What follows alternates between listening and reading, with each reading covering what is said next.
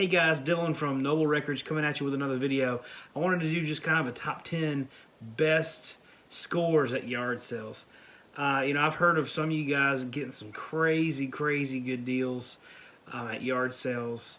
And I've gotten some pretty good ones over the years. Some of them I've sold, so these are the ones I still have that I put in my personal collection that I got at yard sales. It's pretty common for me to go to yard sales and get stuff like the Beatles or Led Zeppelin or Pink Floyd or stuff like that. That's like pretty good stuff that I can turn around and sell. But these are the things that are kind of real special ones that I found that were just crazy, that blew my mind when I found them. So like I said, I found a bunch in the past, but a lot of that stuff has left my collection over the years. So number 10, this one's really cool. Not like super valuable, but this was a really cool Bob Dylan Blonde on Blonde. I really wanted first pressing of this. So this is a first mono pressing. But what's cool about the first pressing of these, I found this one early on at a yard sale and I just couldn't believe it. This is the inner gatefold, and this is what they call the band gatefold. So the reason that is because this was a band.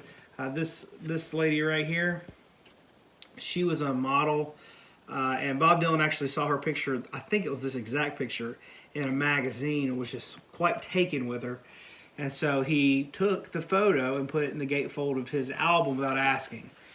She saw it and wasn't happy about it, so she tried to get, some compensation for it, and they ended up, the second pressing, they recalled some and then went in and went ahead and took that picture out. So most of the gatefolds that you find do not have that picture in it. So it's kind of hard to find. It's not impossible to find, but it's a rare version of this. It's a first mono. So that's a really cool piece. And when I found it, that was one of the more exciting earlier things I found at a yard sale. I couldn't believe that I had it. It just kind of blew my mind. The next one, this is a really interesting story. This is number 9. I was at the flea market. I'm going to go ahead and count this because there's a flea market involved. I'll go ahead and include flea market finds too. There's only 2 flea market finds in here. But I was at the flea market looking through this guy's booth, and he had some pretty decent records. And I was like, hey man, you got some pretty good stuff. Everything's $1. And he's like, yeah, I got a bunch more at home if you're interested in coming to buy and looking. And I was like, I would love that. So I said, give me a call when you get out of here and I'll meet you at your house. So he called me when he got out. He's like, you can come over to my house now. And I went over there and he opened his garage and he had like 10 or 15,000 records in there. It was insane. Just shelves and shelves and shelves and rows and rows. And he said, have at it. So I ended up going in there and spending like $300, $400 on dollar records, And probably one of the coolest ones I found, and I think maybe one of the only ones I still have, is this Lee Morgan Sidewinder original Blue Note. Yeah, this is this one. The cover's a little bit messed up, but the vinyl's pretty clean. But I found that I was really excited. I found some other Blue Notes and Impulse stuff in there that I was really excited about. That I ended up passing on to Chris, Tunes from the Man Cave. So that's number 9. Number 8 is this one. This is another really cool story. So this was actually a few years ago on Record Store Day. I wasn't able to, I don't normally get out, I own a store now, but previously I didn't normally get out and go to Record Store Day just because I have a family, I have kids. To get out and wait in line that long, my son was a baby at the time. This was probably 6 years ago. He was a baby at the time, and we weren't getting much sleep, and I didn't want to go out to Record Store Day, and it had been raining, and a lot of people were waiting out in the rain, and it wasn't the smart thing to do for my family, so I didn't at the time. So I was really bummed about it and upset, and I ended up going to a yard sale. And when I went to the yard sale, right at the front, it was out into the yard, and then like across the edge of the garage. And so I went and started looking through. There's a box of records at the garage, and the whole box was amazing. I know that most of Pink Floyd's discography was in that box. The first one I saw, I remember thinking, I want every record in this box. So I was like, hey, how much you want for your records? And they're like, we do $1 each on them. And I said, well, how much for the whole box? And they're like, well, are you interested in like more? And I said, yeah, I'm very interested, whatever you got. And then the lady said, this was her dad's collection or something, and she said, we just really need to get all these records out of here. And so her and her husband started bringing out boxes and boxes and boxes of records. And it ended up being, I think, 300 or 400 records, and I got them all. So one of the ones that was in there was really cool was this Soft Machine. This is the original band cover, but that's a record I haven't looked for. It's a really good psych record, and it's one of the only ones I probably still have because this was so long ago. And I ended up a couple years ago selling my collection, like 90% of it, and so a lot of that stuff vanished, but this is one that stuck around, so that's probably one of my best ones. So that was number 8. Number 7 is this one. Went to a yard sale, found this, Bob Seger, Brand New Morning. And actually, this is not the copy I found. I'm cheating a little bit. But I found a really good copy of this, and then I did a contest a couple years ago on YouTube, and Jeff Kempen said this was his #1 grail, and he wanted it, and he could never find it. And so I went ahead and sent him my copy, the one I found at the yard sale. So I thought, you know what?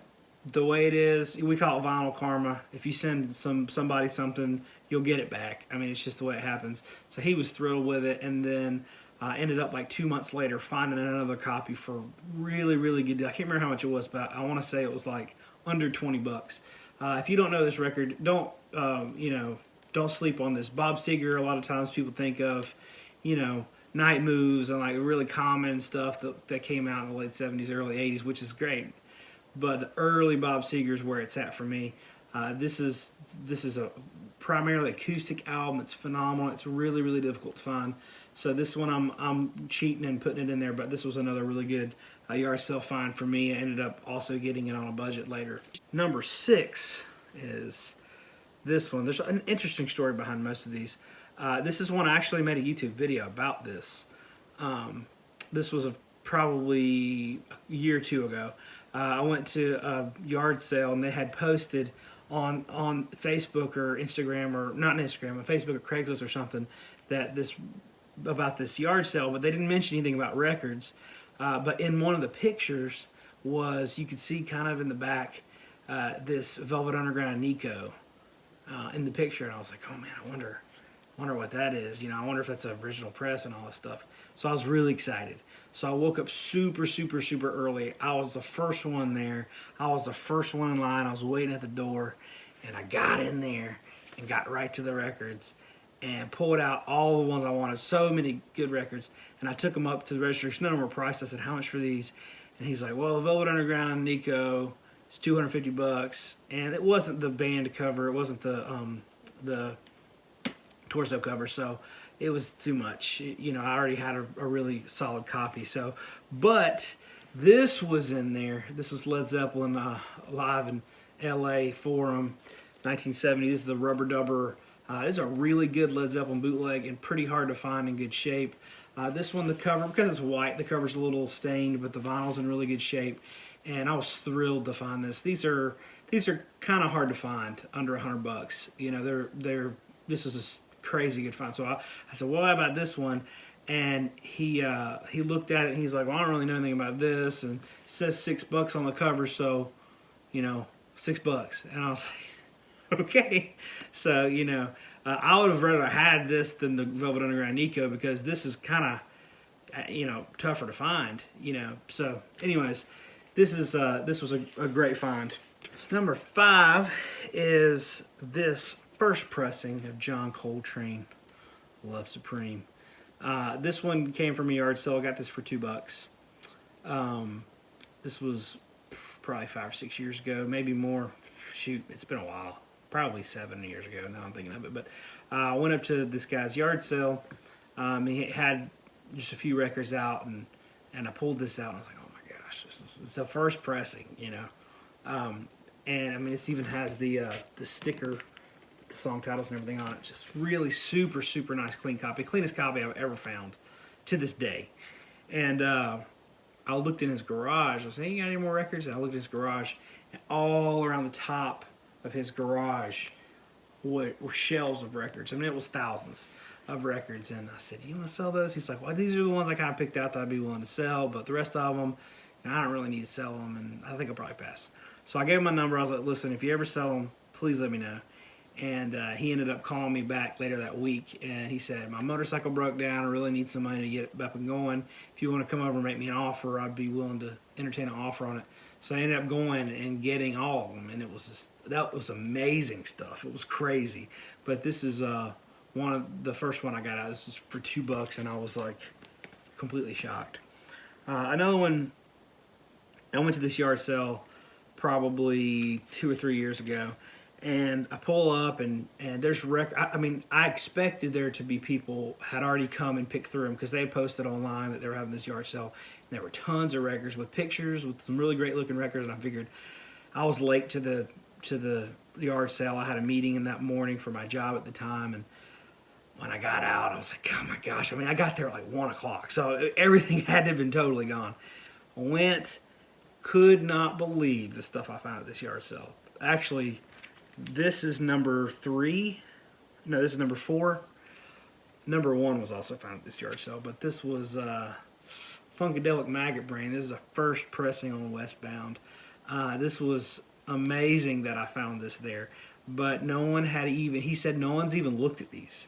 They had been out all day. This was in downtown Charlotte. I couldn't believe it. I was shocked. I was going through, this is the most I've ever spent at a yard sale. I know I spent over $1,000 at this yard sale. I bought so many records. Like, it was crazy. But this was Funkadelic Maggot Brain. And they weren't all $1, because the guy he's like, I looked these up. I kind of know what they're worth, you know. And I think I paid $20 for this. But still, I mean, this is a hefty price on this record. You know, these are $100 or more. You know, and this was just, I could not believe that it was still there. But it's in really good shape. Was stoked to find that one. The next one, I told the story on my channel a couple times. I'll try to zip through it. But I went to the beach like 5 or 6 years ago, and I was looking for Zombies, Odyssey, and Oracle. Like, that was the one record I was looking for. And this was Myrtle Beach. You're not going to go record digging and find much at Myrtle Beach, in my experience. But we went to this like indoor flea market thing. They have a lot of those down there. And I walked in, and you go to these different booths, and it's the kind of thing that they're set up year round, and they ask way too much for stuff. And I remember seeing like a Janis Joplin, Cheap Thrills, the Big Brother and the holding company Cheap Thrills for $75, and like a couple of Hendrix records for $75 and $100, and thinking, man, ain't nothing here. There's no way. And as I was about to walk out, I look up on the wall, and there's the Zombies, Odyssey, and Oracle on the wall, and I couldn't believe it, because I wanted one so bad, and I was like, if Janis Joplin was $75 and Hendrix is $100, I don't even want to ask what that Odyssey and Oracle is, but I did, because I was like, I gotta know. So I asked the guy, and I just wanted to hear him say $400 or $500, you know. And I said, how much for that Odyssey and Oracle? By the way, these go for about $100, maybe a little bit more.